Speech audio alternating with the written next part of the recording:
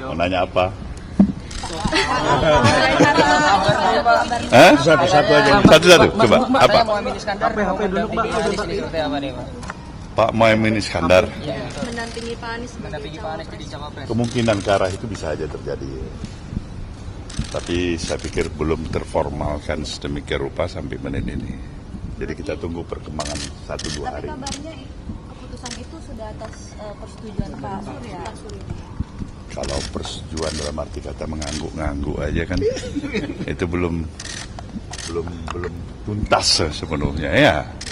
Pak, Demokrat merasa dihianati, gimana Pak tanggapannya? Saya harus minta pendapat kalian. Tapi sejauh ini sudah ada komunikasi kan? Enggak, pendapat kalian sebagai pers apa itu. Artinya saya harus jelaskan dulu, pasti kita dalam suasana turut prihatin ya. Itu sikap saya pasti. Apakah itu karena perasaan empati, apakah juga karena perasaan ikut prihatin. Nah, saya pasti tidak bergembira lah menerima suatu kabar seperti itu. Kenapa? Karena harapan kita semuanya bisa berjalan sebagaimana yang kita harapkan bersama. Ya, itu pasti sikap Nasdem. Itu ya, kalau soal masalah itu. Berarti Nasdem berharap Demokrat itu nggak hengkang dari koalisi, Pak? Apa yang terbaik bagi Demokrat pasti dihormati oleh Nasdem. Itu sikap yang paling mendasar. Pak, terkait nasib koalisi saat ini seperti apa? Sampai hari ini koalisi masih ada. Masih ada. Masih ada. Besok pagi masih ada atau setengah ada kita belum tahu juga. Tapi sejauh ini komunikasi dengan PKS dan juga Demokrat Hah? bagaimana Pak? Bagaimana? Komunikasi dengan PKS maupun Demokrat setelah rilis itu ada bagaimana Pak? Dan memang selama ini berjalan seperti itu. Tidak langsung saya yang berkomunikasi. Itu ada tim yang kalian ketahui terrepresentasikan dari masing-masing representasi partai, dalam hal ini representasi daripada sekaligus para ketua umum, yaitu tim 8. Nah, ada Pak Sugeng. Pak, di istana Bapak ketemu Pak Jokowi ngobrolin apa Pak? Membahas apa saja Pak? Kapan itu? Tadi hari ini Pak, sore tadi. Biasa lah ngobrol sama teman, udah lama nggak jumpa. Kabar politik 2024 ya Pak? Ada. Apa aja Pak? Bagaimana suasana keadaan politik? Nah, bilang kita bersyukur. Suasana tenang semua. Sama Caimin ini Pak Surya. Hah? Termasuk rencana duet sama Bermacam-macam soal kita bahas bersama dalam suasana ya, mungkin karena udah berapa waktu nggak ketemu ya, suasana yang hangat lah ya.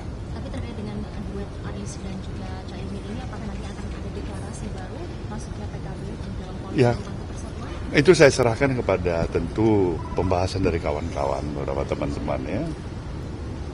Apakah itu dilakukan, kalaupun dilakukan di mana, kapan waktunya. Saya pikir mungkin progres ini akan berjalan cukup cepat. Kita lihat perkembangan besok barangkali. Ya, kabarnya akan dilakukan hari Sabtu di Surabaya Pak. Apakah betul Pak deklarasinya Pak? Ada saya dengar seperti itu, Apakah betul? tapi belum terkonfirmasikan secara pasti bagi saya. Jadi barangkali baru mungkin sebuah ide gagasan dari kawan-kawan. Kemungkinan ya. Pak Surya, Gitu loh. ini Kan respon Pak Surya Demokrat kan lihat sosok tidak. Caimin sendiri gimana? Ya Caimin kan bukan orang lama, nggak pernah dipersiapkan. Nah, ini jawaban spontan seperti ini supaya kalian nilai ada kejujuran atau tidak. Nggak ada mempersiapkan. Pak Surya, berarti ini koalisi perubahan apakah Ada arahan khusus dari Pak Jokowi? Nggak ada arahan. Tapi sampaikan salam-salam pada teman-teman pers ada.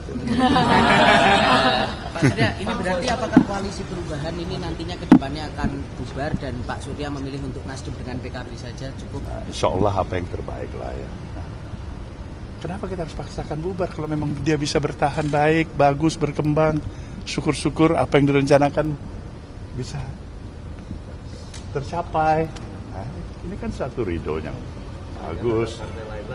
Kita nggak tahu. Mengingat PKB juga di dalam koalisi pemerintahan, apakah masih tetap menginginkan perubahan Pak? Atau Perubahan itu apa?